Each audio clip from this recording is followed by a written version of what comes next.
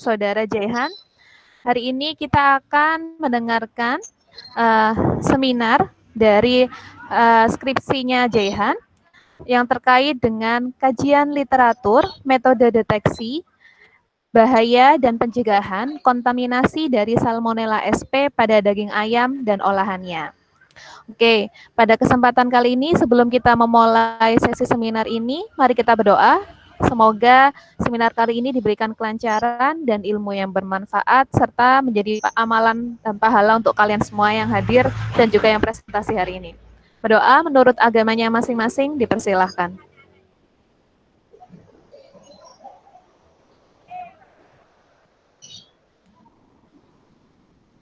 Berdoa dapat dicukupkan.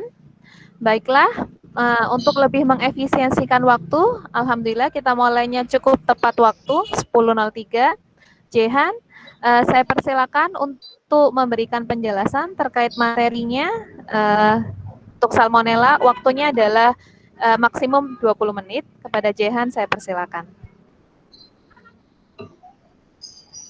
Assalamualaikum warahmatullahi wabarakatuh. Salam sejahtera bagi kita semua.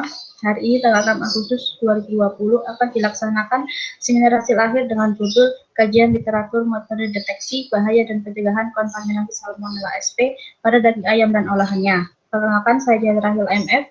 Pada kesempatan ini saya mengucapkan terima kasih kepada teman-teman yang sudah hadir, kemudian kepada dosen pembimbing saya, Bu Yunita, yang sudah dengan sabar membimbing saya menyusun skripsi ini. Dalam presentasi ini saya akan membahas beberapa poin utama, yaitu alasan memilih ini. Kontaminasi pangan adalah terdapatnya bahan atau organisme berbahaya dalam makanan secara tidak sengaja. Bahan atau organisme ini disebut kontaminan. Bisa terjadi pada sebuah bahan, salah satunya adalah protein. Sumber protein dari daging-dagingan, telur, dan ikan. Daging ayam memiliki kandungan protein 18,2 gram per 100 gram menurut Kemenkes tahun 2010. Jumlah permintaan yang meningkat, maka jumlah produksi ayam juga besar. Tercatat dalam statistik produksi ayam mencapai 3.495.091 ton di tahun 2019 menurut Badan Pusat Statistik. Pengawasan cemaran mikroba asal ternak sangat penting karena berkaitan dengan keamanan dan kesehatan. Pangan asal ternak jadi tidak berguna dan membahayakan jika tidak aman. Kontaminasi pada bahan bisa terjadi secara langsung ataupun tidak langsung. Bisa juga berasal dari asal hewan atau kontaminasi luar. Untuk menghasilkan produk yang aman, maka harus dimulai dari farm hingga penanganan pasca produksi. Salah satu bakteri yang mengkontaminasi daging ayam adalah Salmonella sp. Bentuknya berbentuk batang dan silindris dengan ukuran kurang lebih 2 hingga 3 mikrometer. Habitat utamanya terjadi pada usus halus hewan dan manusia menurut Arianti tahun 2018. Seseorang akan terjangkit setelah makan daging yang terkontaminasi. Di Indonesia, kasus tifoid sudah mencapai 600.000 hingga 1.500.000 per tahun menurut Cita tahun 2011. Penyakit ini tersebar di seluruh wilayah dengan insidensi yang tidak berbeda jauh.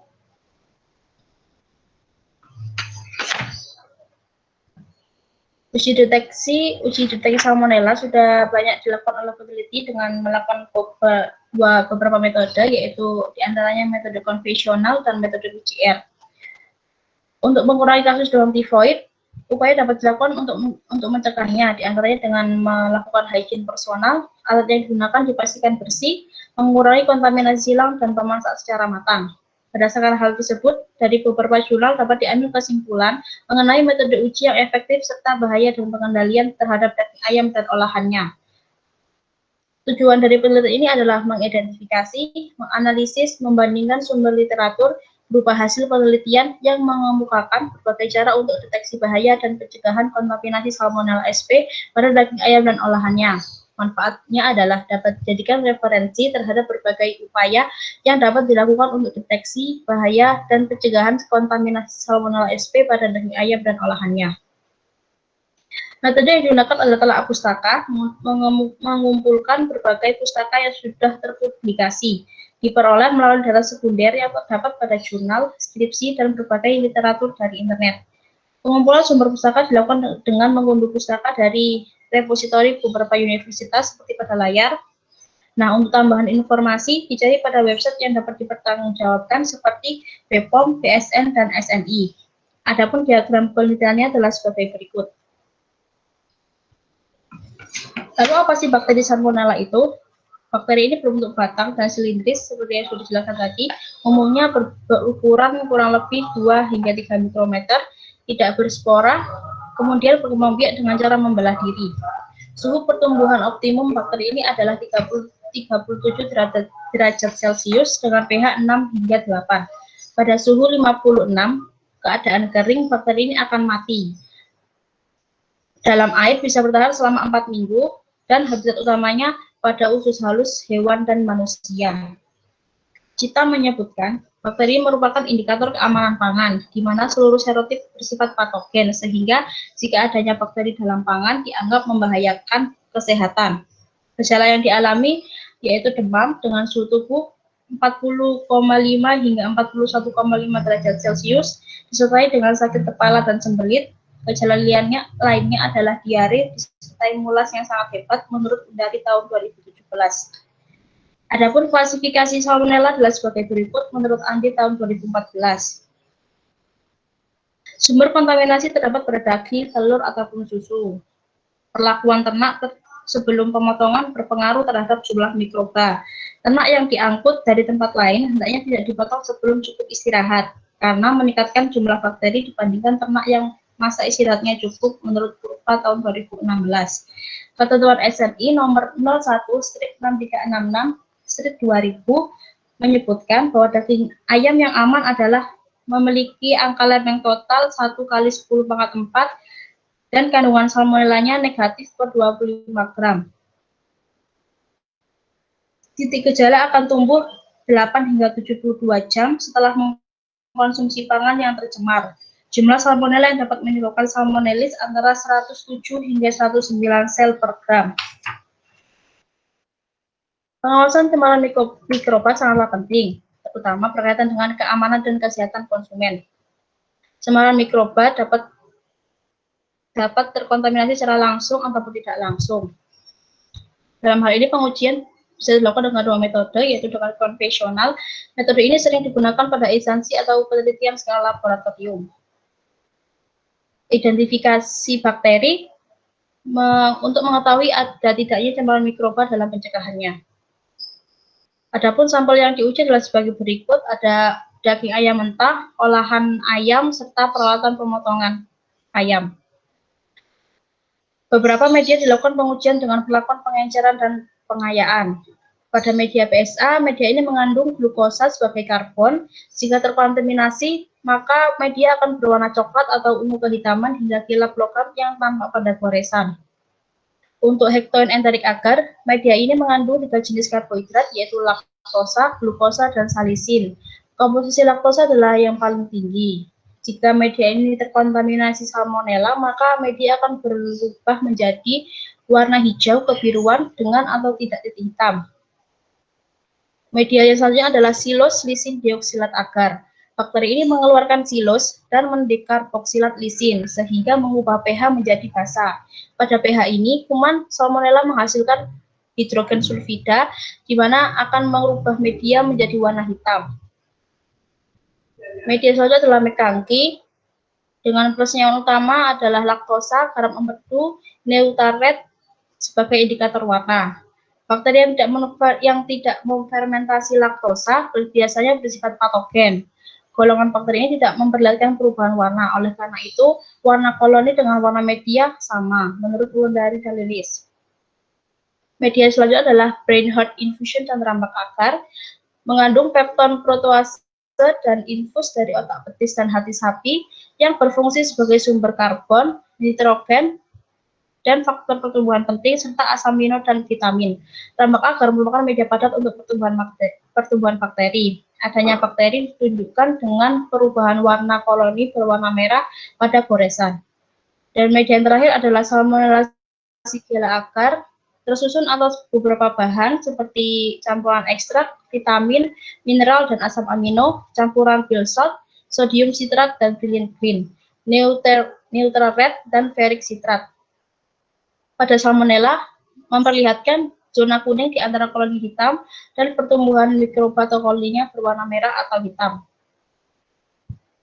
Dan metode yang kedua adalah metode PCR, yaitu polymerase chain reaction. Metode ini teknik biologi molekuler dengan memperbanyak DNA menjadi jutaan salinan. Metode PCR sangat aplikatif digunakan dalam analisis dan diagnosis suatu penyakit. Hasil sekuensi menunjukkan spesies dan subspesies, sedangkan hasil BLAST menunjukkan serover dan strain isolat Salmonella sp. Untuk mengetahui hasil sequencing dilakukan proses BLAST melalui website. Dari kedua metode tersebut dapat dilihat di tabel bahwa ada kelebihan dan kekurangan di setiap metode. Kita diketahui bahwasannya metode PCR memiliki akurasi yang lebih tinggi serta waktu yang lebih cepat dibandingkan dengan metode konvensional. Namun harga yang ditawarkan untuk pengujian metode PCR lebih mahal dan tidak semua laboratorium mempunyainya.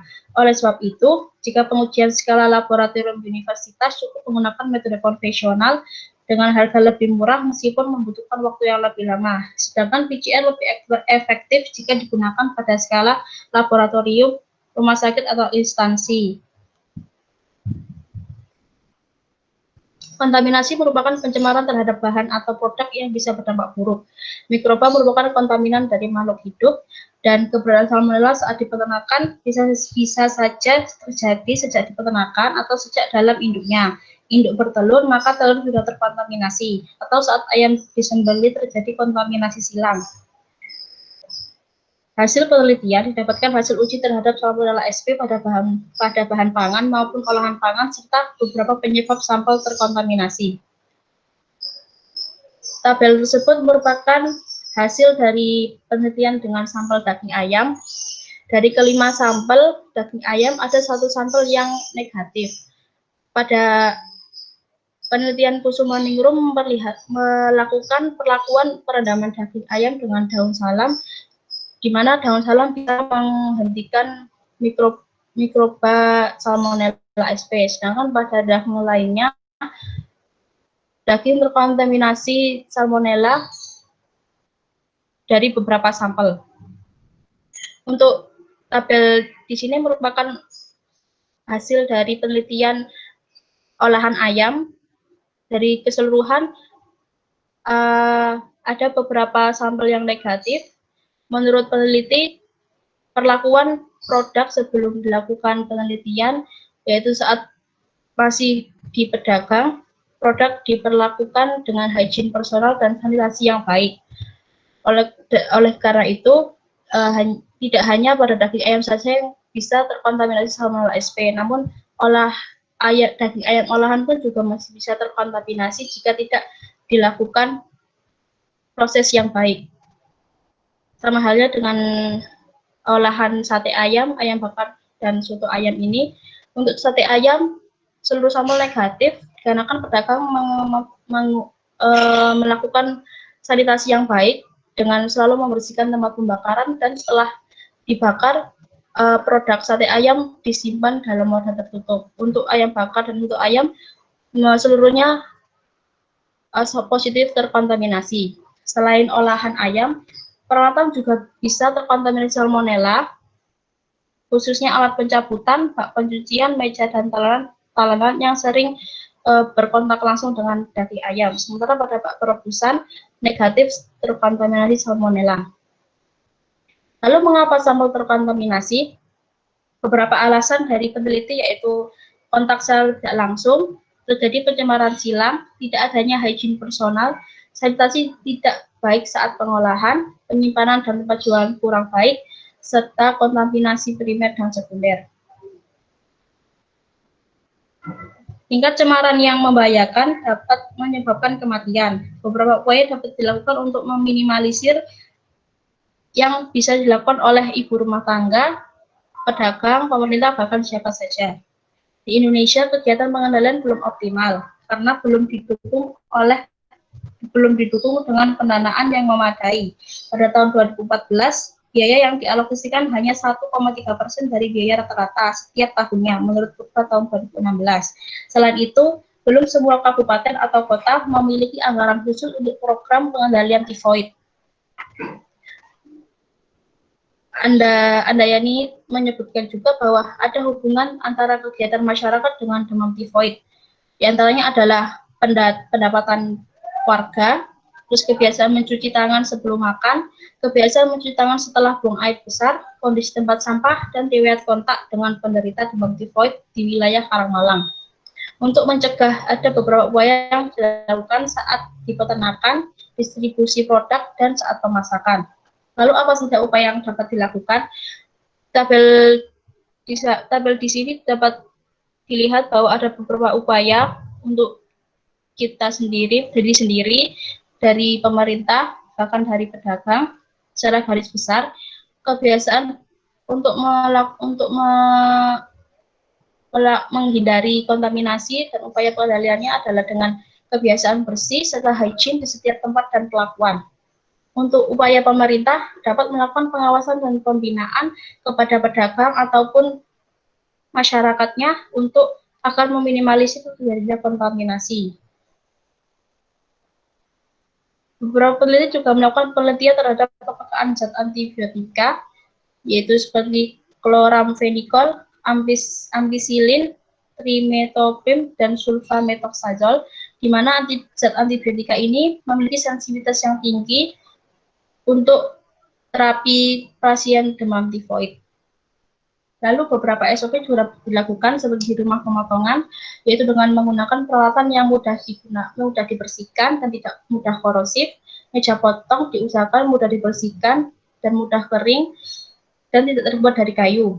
Tidak berdekatan dengan industri kimia ataupun daerah rawan banjir. Sumber air dan listrik yang cukup, memiliki alat pendingin serta kendaraan distribusi yang tertutup yang juga dilengkapi dengan alat pendingin.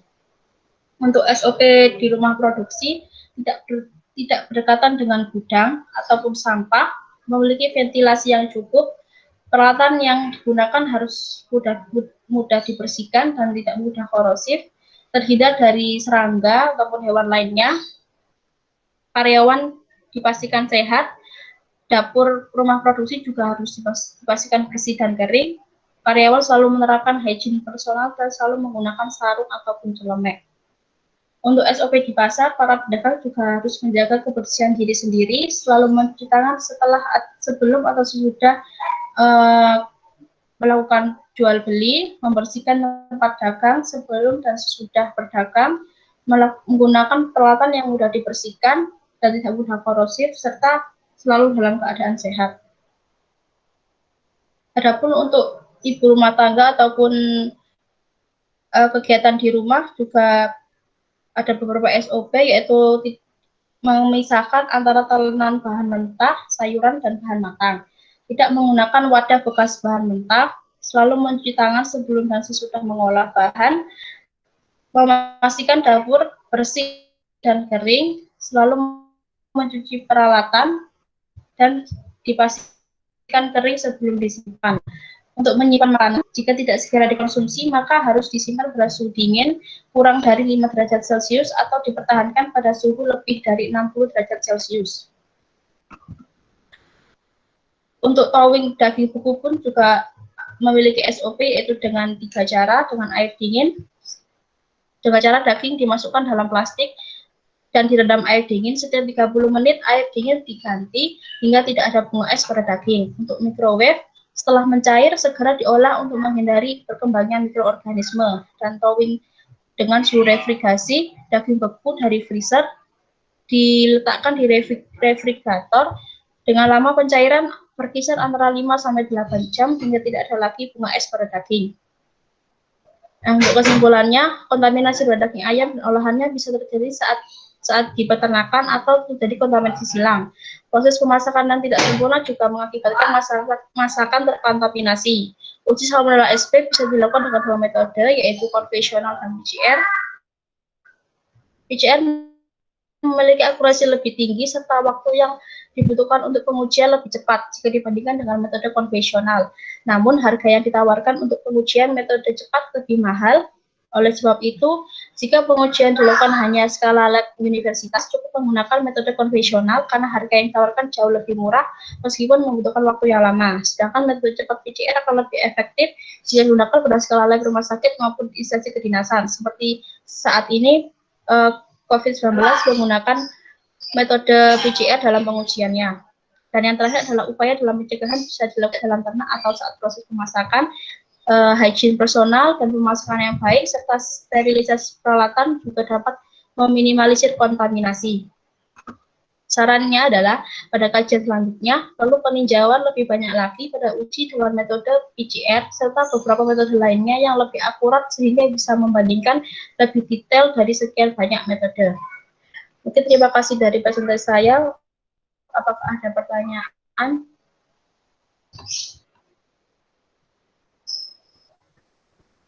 Terima kasih Jehan atas presentasinya. Baiklah, berikutnya mungkin kita bahas kajian literatur dari yang skripsi Jehan ini. Jadi secara sederhana, Jehan ini melakukan analisa terkait beberapa pustaka di jurnal-jurnal Indonesia dan ada beberapa juga yang sedikit dari luar negeri. Ada beberapa kasus-kasus temuan adanya kontaminasi salmonella, khususnya pada produk olahan ayam. Baik itu ya yang ayam mentah ataupun yang ayam olahan seperti tadi gambar sate, ayam goreng, ayam bakar dan sebagainya. Nah, beberapa data sudah dipaparkan Jehan, kemudian juga sudah dilakukan analisis sampai juga yang terakhir adalah kira-kira upaya apa yang bisa kita lakukan untuk mencegah adanya kontaminasi sehingga nanti bisa mengurangi permasalahan salmonellosis ini. Oke, berikutnya kita akan masuk sesi diskusi dan tanya jawab. Saya persilakan kepada teman-teman di sini, jika ingin bertanya, boleh langsung open mikrofon, silakan bertanya, atau boleh juga misalnya ditanyakan lewat kolom chat, nanti kita bahas bersama. Monggo. Pak Dewi. Oh gini, ada pertanyaan pertama dari saudara Eni. Boleh Eni di open voice dulu, di open mikrofonnya. Kalau videonya bermasalah boleh dimatikan, tidak apa-apa. Iya Bu Yun. Silakan. Mohon izin mau bertanya Mbak Jihan, apakah ada perbedaan kenampakan yang cukup signifikan pada produk ketika produk tersebut tercemari oleh salmonella maupun tidak? Apakah bisa diketahui secara langsung oleh konsumen ataukah harus melakukan pengujian terlebih dahulu untuk bisa diketahui bahwa produk tersebut terkandung salmonella? Begitu Mbak Jihan, terima kasih.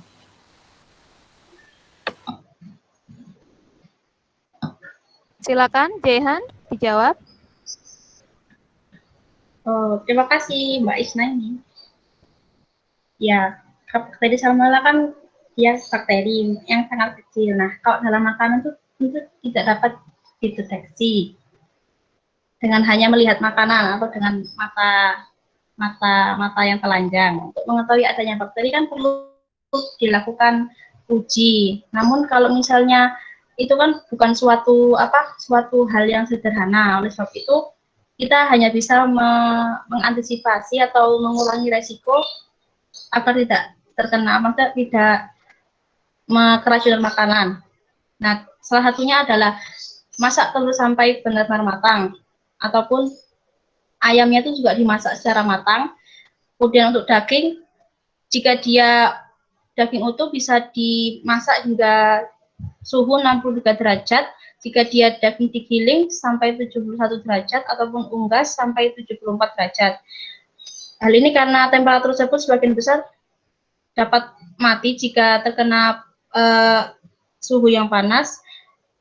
Kemudian antisipasi selanjutnya adalah menyimpan makanan antara panas, menyimpan secara terpisah makanan panas dan dingin. Kemudian jangan membiarkan makanan terbuka selama lebih dari 2 jam di suhu ruang. Membedakan talenan atau peralatan masak lain untuk makanan mentah dan makanan matang. Bersihkan peralatan makanan dan memasak setelah menggunakannya. Dan tidak lupa selalu cuci tangan sebelum memegang makanan. Untuk untuk lainnya juga kita harus melakukan prosedur SOP dengan baik agar kontaminasi itu tidak bisa diminimalisir lah, tidak terjadi kontaminasi gitu. Baik, terima kasih Mbak Jehan. Oke, terima kasih untuk jawabannya dari Eni dan juga Jehan. Jawab pertanyaan dan jawabannya. Berikutnya ini sudah ada di kolom chat, ada Mbak Irawati Ningsih. Monggo Mbak Ira, saya persilakan untuk bertanya langsung. Kalau kesulitan boleh dimatikan videonya, bisa open mikrofonnya. Baik, terima kasih kesempatannya Bu Yun. Mbak Jehan, saya mau tanya. Musim pandemi ini kan kita cukup sangat sering mendengar apa itu tes PCR. Terus di sini saya mau tanya, apakah perbedaan tes PCR untuk yang Mbak Jehan angkat topik ini dan juga tes PCR untuk tes COVID, dan bagaimana prosedurnya untuk yang Mbak Jehan ini? Terima kasih. Seperti itu. Sama-sama, makasih juga. Ya, saya jawab ya Bu ya. Ya, sebetulnya silakan Jehan, bisa dijawab. tes PCR antara uji bakteri dengan uji yang COVID itu sama. Nah, saya lihat kan di pengertian tadi kan sudah dijelaskan bahwa teknik ini bisa dilakukan untuk analisis suatu penyakit. COVID kan juga penyakit toh.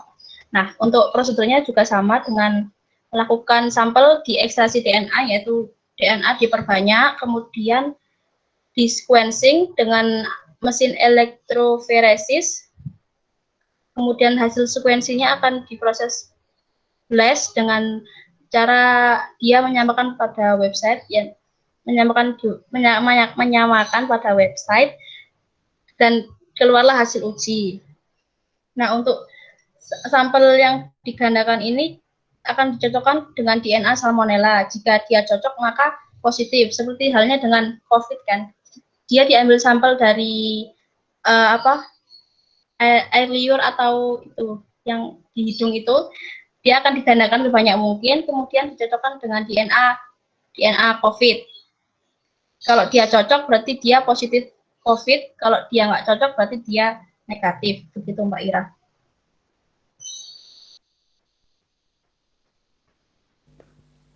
Ya, terima kasih Mbak Jehan atas jawabannya. Cukup puas sekali ya. Sama-sama. Oke, mungkin ada pertanyaan lebih lanjut lagi. Jadi kalau ini salah satunya tadi mungkin sedikit menambahkan untuk pertanyaannya tadi, apakah kita bisa melihat secara signifikan apakah terkontaminasi salmonella atau tidak? Jadi salmonella ini memang dia cukup khas ya. Kita nggak bisa langsung kita lihat kalau ada makanan ada salmonellanya atau tidak. Maka memang lebih ditekankan pada upaya. Adapun kalau pengujiannya, seperti yang sudah dijelaskan, selain menggunakan media, memang kita bisa PCR. Seperti halnya kasus COVID. Sama serupa, tetapi yang beda adalah nanti akan dihasilkan band atau pita kodenya ya. Pita kodenya si salmonella tentu akan berbeda dengan pita-pita kodenya yang di COVID. Tapi prinsip pengujiannya akan sama saja. Oke, ada pertanyaan lagi? Mungkin bisa juga disampaikan saran, misalnya dalam pemaparan atau kajian literaturnya Jehan perlu ditambahkan pada bagian apa atau seperti apa?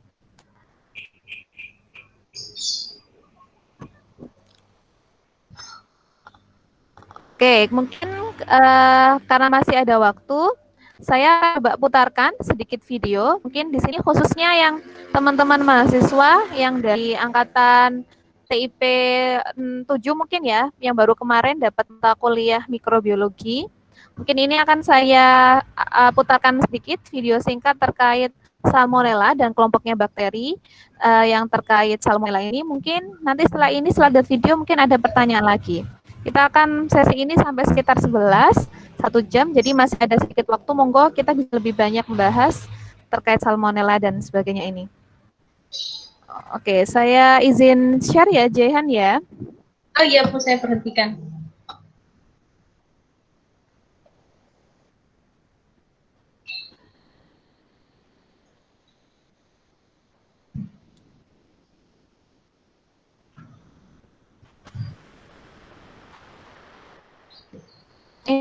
Sudah masuk. E. coli and Shigella. Sudah, Bu. We're going to discuss the fourth gram-negative bacteria on our list, and that is Salmonella. Salmonella is a gram-negative product. She is motile, non-lactose fermenter, oxidase negative, and can produce hydrogen sulfide. Salmonella species grows in colorless colonies on MacConkey's agar, since they can't ferment lactose. And since Salmonella produces hydrogen sulfide, Salmonella species will grow in black colonies on Hectone's agar and TSI agar.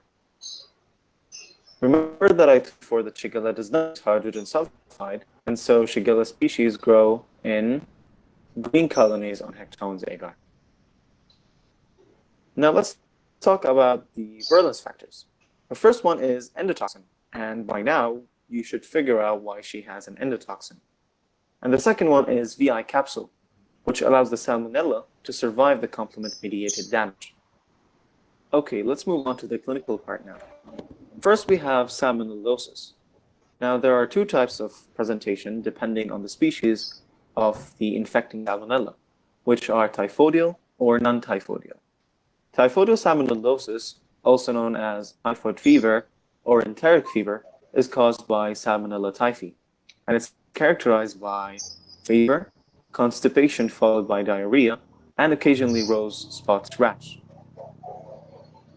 When S. typhi is ingested in large amounts, she begins the infection at the ileocecal region and results first in constipation. Salmonella typhi has a special mechanism that allows her to get into the intestinal cell, but we will not go into the details of that today. In the first week of infection, Salmonella typhi invades the bloodstream, which will cause systemic symptoms, mainly fever. Remember, that's why it's called typhoid fever, and may also result in rose spots rash. During this period, the blood culture usually will be positive. It is important to know how S. typhi spreads through the bloodstream. This happens by invading macrophages, and once inside the macrophage, S. typhi escapes the killing mechanism and replicates. After that, S. typhi leaves the macrophages and infects the biliary tract, or the liver and gallbladder, in other words. And from there, S. typhi enters the intestinal tract again through the bile. And all of this happens during the third week of infection. And at this time, S. typhi causes diarrhea, and thus stool culture is usually positive at this point. Now, there's also a milder form of typhoid fever, which is called paratyphoid fever, and this is another species called paratyphi. And that's it for typhoidal salmonellosis. Now move on to the non-typhoidal. There are two common non-typhoidal species, S. enteriditis and S. typhimurium. It's pretty hard to pronounce these names. These species invade the ileocecal region, and after the invasion, they will cause inflammatory response by the immune system, and that will be associated with an increase in cyclic AMP. This will cause watery diarrhea first, but also these species can cause shallow ulcers, which will eventually lead to diarrhea. Last thing we want you to know about in the clinical relevance is that Salmonella is considered the most common cause of osteomyelitis in sickle disease patients, not the trait. To complete our discussion about Salmonella, we need to talk about the transmission and vaccination. For Salmonella typhi, it's in humans, so it's transmitted by fecal-oral route. For the non-typhoidal ones, they are found in animals as well as in humans, and they are mainly transmitted through chicken products, but they can be transmitted by reptile pets like snakes and turtles. Lastly, we have live attenuated vaccine for Salmonella typhi, but on the other hand, we don't have a vaccine for the non-typhoidal type yet. So maybe in the future you'll find the vaccine for it. Finally, it's time to put all of this together and understand how exactly we can form an algorithm that will put us on the right path of diagnosing which species infected the patient. To start, we check if the organism is capable of lactose fermentation or not. If so, we're most likely betting on E. coli. If not, we need to do more tests. Next, we check if the organism is capable of oxidation, therefore requiring the presence of this enzyme. If so, we're betting on Pseudomonas. If not, we need to perform one last test. We check if there is any hydrogen sulfide production on TSI. If so, it's Salmonella, and keep in mind that the clinical presentation would help in differentiating S. typhi from the Salmonella species. If not, then we're betting on Shigella. Lastly, remember what we said about Hectones agar? Salmonella will grow in black colonies, and Shigella will grow in green colonies. All right? And this brings us to the end of this video. If you enjoyed it,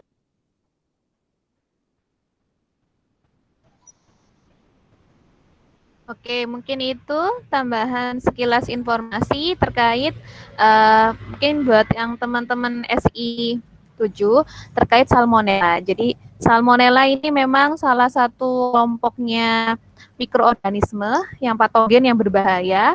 Kalau kalian masih ingat pengelompokannya, dia yang bisa menfermentasi laktos, dia kelompoknya E. coli.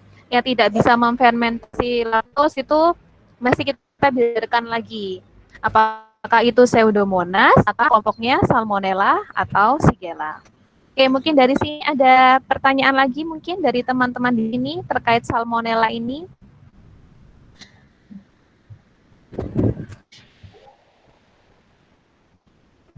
Yang menariknya lagi, ternyata seperti yang sudah dijelaskan Mbak Jehan juga di atas, bahwa Salmonella ini ada dua kelompok ya Mbak Jehan ya? Ada Iya. Salmonella apa saja Mbak Jehan? Dua kelompok itu? Salmonella, Salmonella typhoid dan Salmonella non-typhoid. Kalau yang Salmonella typhoid ini biasanya menyerang, maksudnya penyakitnya tuh seperti demam tadi yang saya jelaskan. Nah, kalau non-typhoid ini dia menyerang usus halus kayak diare gitu. Oke, tadi juga sebahas ya di video ini ada dua kelompok Salmonella, yaitu Salmonella typhoid dan juga Salmonella non-typhoid. Kalau Salmonella typhoid itu sendiri ternyata sudah ada vaksinnya dan memang ini hanya menyerang pada manusia. Seperti yang bisa dilihat ya. Sedang selain Salmonella typhoid ada juga paratyphoid ya ini ya.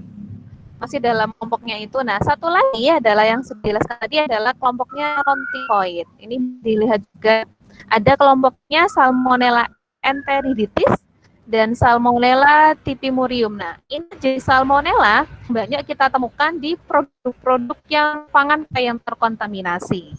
Nah, ternyata tambahannya lagi mungkin di sini ternyata belum ada loh vaksinnya. Jadi makanya tetap kita harus selalu memperhatikan keamanan pangan karena nggak ada vaksinnya. Walaupun mungkin sebenarnya separah apa sih ya Salmonella si paratyphoid ini akan memberikan kerusakan pada tubuh kita. Nah, ini sudah dijelaskan di bagian slide ini bahwa sama kedua Salmonella ini memang dia tinggalnya di usus, jadi dia akan menyerang di usus, tapi bisa dilihat dia bisa menyebabkan kerusakan sel-sel usus ya. Mungkin Mbak Jehan bisa ditambahkan yang terkait Salmonella non-typhoid ini gejala atau hal-hal penyakitnya yang timbul ketika kita mengkonsumsinya seperti apa? Iya Bu, gimana? Kalau orang yang terkena infeksi dari Salmonella non-typhoid, kira-kira gejala yang dialami akan seperti apa? Ya itu seperti diare, terus perutnya itu kayak mules banget gitu Bu, mules yang berkepanjangan. Ya itu kan karena Kira-kira dia ada menyerang kemungkinan kematian nggak? kematian.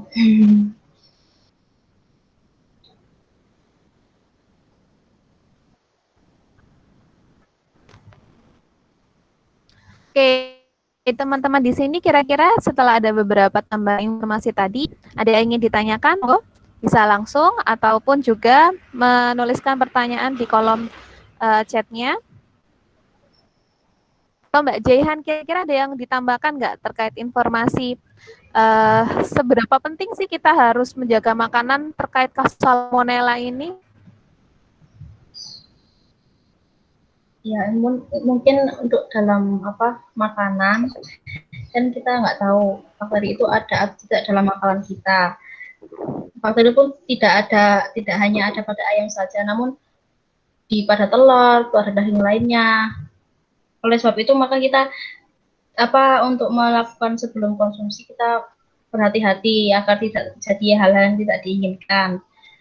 Seperti yang saya jelaskan tadi bahwa penularan salmonella atau kontaminasi pada tubuh kita itu dia akan untuk jumlah koloninya 107 hingga 109 sel per gram. Nah, jika lebih dari itu maka akan berdampak bahaya bagi kita. Yang untuk demam tifoid bahkan dia banyak angka kematian gara-gara demam tifoid. Jadi sebelum makan atau mungkin memasak kita harus berhati-hati untuk lebih sanitasi tangannya dulu gitu. Oke. Apakah sudah ada pertanyaan lanjut? Oke, kalau tidak Mbak Jehan, ini video terakhir tambahan ya yang mungkin kita bisa bagi dengan teman. Nanti mungkin Mbak Jehan juga setelah kita putarkan video ini coba bisa diberikan resume sama mungkin setelah ini mungkin ada dari teman-teman lainnya.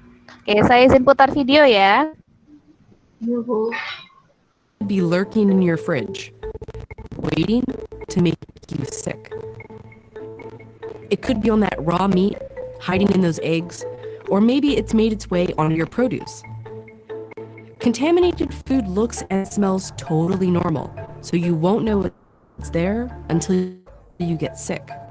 It's called salmonella. With deadly salmonella outbreak. 2 people have died now. Salmonella in raw turkey. Salmonella concerns are expanding an already massive beef recall. You'd expect that if food companies and safety regulators found salmonella during processing, they'd keep that food from reaching your fridge, right? Nope, they know about it. And the fact that they don't prevent it from getting there is one of the main reasons why salmonella outbreaks are still a regular, dangerous occurrence. Salmonella is the most common foodborne bacteria. It's found in the gut of most animals and usually gets into food through the slaughtering and processing of raw meat. It finds its way into your system when you contaminate meat that hasn't been fully cooked or food that was mishandled. It can cause diarrhea, cramps, and fever, and generally goes away on its own in a few days. Severe salmonella infections typically need to be treated with antibiotics. But half of all strains now are antibiotic resistant. More than 1 million Americans get sick every year from salmonella, and nearly 400 die from the infection. Compare that to the more well-known E. coli bacteria, which only kills about 20 Americans. That big difference has a lot to do with how the US regulates the two. In the early 90s, there was a massive E. coli outbreak traced back to Jack in the Box restaurants. Contaminated burgers sickened 700 people and killed 4 children. This prompted the U.S. Department of Agriculture to establish robust inspections and testing for E. coli during meat processing, and to classify E. coli as an adulterant. Adulterants are prohibited substances like sawdust or toxic chemicals, and food found with adulterants can't be legally distributed. When an adulterant like E. coli is found, the contaminated meat must either be destroyed or fully cooked into ready-to-eat foods. This classification the USDA stopped tainted food from going to market before consumers get sick. After E. coli was labeled as an adulterant, the number of reported cases dramatically dropped. But here's the thing, the USDA doesn't consider salmonella an adulterant. Regulators find it during inspection, that salmonella-tainted food still goes to your grocery store. The USDA will only recall the meat after people get sick. The USDA has found 18% of ground chicken sold in the US is contaminated with salmonella. 15% of ground turkey and 4% of whole chickens also have it. For the last 15 years, salmonella has stayed the most common foodborne illness, while E. coli infections are drastically lower. Food safety watchdogs believe that if the USDA made salmonella an adulterant, the number of salmonella incidents and deaths would drop, just like E. coli did. Some, like the Center for Science and the Public Interest, petitioned the USDA to classify antibiotic-resistant salmonella strains as adulterants. But the USDA denied the petition, saying that ordinary methods of cooking and preparing food kill salmonella, because fully cooking meat does kill off any salmonella. The same argument could be made for E. coli, which is also killed by cooking. But since Americans like their burgers undercooked, and E. coli is most often found in beef, the USDA argues E. coli deserves stricter regulations in salmonella.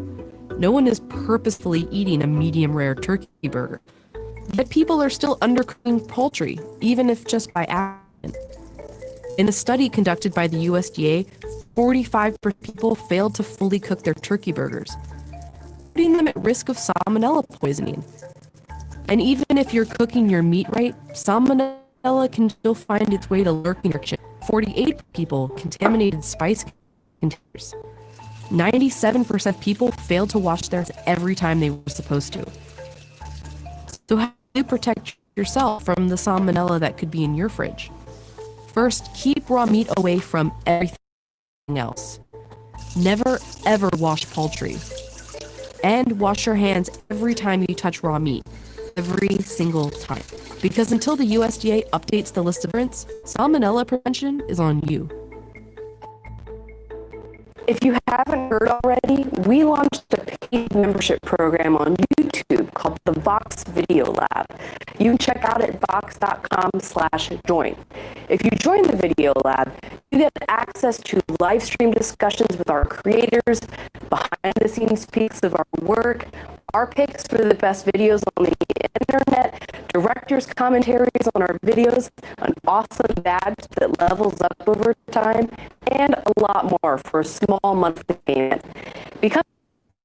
Oke, itu kira-kira videonya yang terkait gambaran dari salmonella di Amerika Serikat. Mungkin kalian bisa diberikan sedikit resume videonya tadi seperti apa?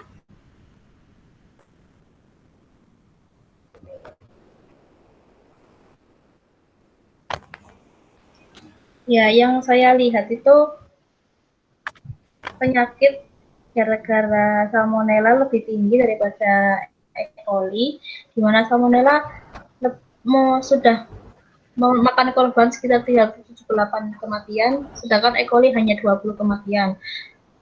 Itu gara-gara dalam penyimpangan daging saat dibawa juga berpengaruh. Seperti di awal video, kita tidak boleh sembarangan menyimpan daging itu hanya diletakkan saja di lemari es atau freezer, karena mungkin tetesannya itu tetesan air dari dagingnya itu mengandung salmonella. Nah, untuk mengantisipasi atau agar terjadi itu, maka penyimpanan harus terpisah dengan sayuran terutama. Kemudian daging ditempatkan pada satu wadah sehingga airnya tidak menetes kemana-mana dan tidak mencemari produk yang lainnya. Untuk pemasakan juga harus dilakukan pemasakan secara matang agar meminimalisir kontaminan salmonella sp. Oke, jadi memang ya kalau di video itu adalah video dikeluarkan Fox. Kita tahu sendiri ya, Fox ini juga salah satu ya, channel juga di Amerika Serikat yang sangat update. Data-data tersebut update terakhir 2017 ya. Jadi di Amerika sendiri kasus-kasus untuk keracunan salmonella itu cukup tinggi, dan kan khususnya salmonella typhi itu bisa menyebabkan kematian ya. Bahkan lebih tinggi kematiannya daripada yang di E. coli. Adapun kalau Amerika tadi bisa dilihat kalau E. coli itu sudah masuk kasus adulteration. Artinya kalau dalam inspeksinya keluar itu sudah ada E. coli-nya, itu dia nggak boleh langsung kalau di pasar produknya kalau E. coli. Nah, sedangkan salmonella ini ternyata sama Amerika tuh belum keluar. Jadi justru penanganan salmonella ini terjadi biasanya kalau sudah ada kasus positifnya. Nah, di Indonesia sendiri pun sebenarnya Salmonella ini juga memang belum kasusnya. Jadi gini, kalau di Indonesia gambarannya kita memang sudah punya SNI, tadi Mbak Dia sampaikan dalam 25 gram sampel itu harus negatif Salmonella. Tapi di sini memang belum ada kebijakan khusus kemudian produk tersebut ditarik pasar karena kita tahu SNI itu sifatnya masih berupa sukarela di Indonesia. Jadi kalau ada penemuan di pasar seperti yang juga Mbak Jehan infokan di data-datanya tadi, di ayam potong misalnya dari 8 sampel, 4 sampel positif dan sebagainya, tidak kemudian dilakukan pengambilan produk sehingga tidak akan ada orang tercemar salmonella lagi atau kena salmonellosis. Tapi masih bisa beredar. Nah, maka memang tindakan utama yang kita lakukan di sini adalah upaya preventifnya di mana di konsumen Indonesianya. Yang kalau yang di video tadi memang bisa dilihat ya, karena memang banyaknya adalah produk-produk berbasis protein memang yang banyak salmonellanya ini, di mana biasanya dimasak itu suhunya kurang dari standar. Kalau di Fahrenheit tadi sekitar 167 Fahrenheit ya, biasanya 130 artinya 30 derajat Fahrenheit skalanya, atau kalau di kita itu kalau Celsius ya. Kalau Celsius itu sekitar 9:5, sekitar 15 sampai 10 derajat kurang ya. Kalau di kita berarti sekitar 90-an, kita 80-90 derajat Celcius, kita masih suhunya itu masih kurang segitu, masih 70-an. Nah, memang upaya higienitas nggak hanya karena COVID ya, kita cuci tangan, tapi juga dalam upaya untuk menangani permasalahan-permasalahan bakteri patogen lainnya ya, nggak hanya virus COVID, termasuk juga di sini adalah salmonella. Oke, Mbak Jehan, sepertinya kita sudah sampai di akhir penghujung seminar kita. Mungkin Mbak Jehan ada Mbak Jehan dari Bu Yunita sebagai selaku pembimbing. Jadi kalau ini tadi baru 2 pertanyaan sayangnya, tapi nggak masalah. Ini tadi juga ada beberapa informasi dari video ini bisa ditambahkan di papernya Jehan untuk memberikan kekayaan terkait klasifikasi salmonella ya. Tidak hanya dijelaskan salmonella sifid dan non-sifid, tapi ada pratifid, kemudian beberapa perbedaan, ada yang sudah punya vaksin, ada yang belum. Begitu pula dengan upaya yang pencegahannya. Bisa Mbak Jehan juga tambahkan perbandingan datanya misalnya kayak di Amerika. Tadi kan sumber informasinya ya di YouTube, tapi nanti jangan citasi YouTube ya. Nanti kakaknya ya, atau di kalau pasti saya banyak jurnalnya nanti. Oh ternyata kalau Amerika memang juga belum ada penanganan kasusnya seperti ini. Nah, ditambahkan dengan di Indonesia yang sama Mbak Jehan tadi udah temukan ya, di kita ada berapa kasus positif sebagainya. Nah, itu dimasukkan. Jadi pembahasannya akan lebih kaya lagi. Lebih luas lagi. Oh gini loh kasusnya penanganan food safety terkait khususnya subjek salmonella di Indonesia dibandingkan dengan negara adidaya, negara Amerika seperti apa. Kira-kira gitu ya Mbak Jehan mungkin tambahannya. Sehingga bisa lebih memperkaya skripsinya. Oke, sebelum kita tutup, mungkin Jehan, saya beri kesempatan ada closing statement untuk teman-teman yang hadir atau juga terkait skripsinya Jehan, saya persilakan. Ya, saya terima kasih aja pada teman-teman yang sudah hadir dan sudah mensupport saya dari dari jalur online ini. Terima kasih banyak. Semoga saya bisa melanjutkan ke tahap selanjutnya. Terima kasih banyak. Oke, alhamdulillahirobbilalamin. Akhirnya Mbak Jehan sudah selesai seminar skripsi. Berikutnya minggu depan harus dipersiapkan untuk di sidang skripsinya. Terima kasih saya ucapkan juga untuk teman-teman yang hadir hari ini atas supportnya sehingga bisa seminar. Mari kita tutup ya acara hari ini dengan berdoa. Semoga ilmu yang kita dapatkan hari ini sedikit atau banyaknya bisa bermanfaat, menambah keilmuan kita, dan juga kayak kalian di sini support untuk hadir, walaupun berkurang pulsanya, bisa menjadi juga pahala untuk kalian semua. Oke, mari kita berdoa dulu. Berdoa menurut agamanya masing-masing, dipersilahkan.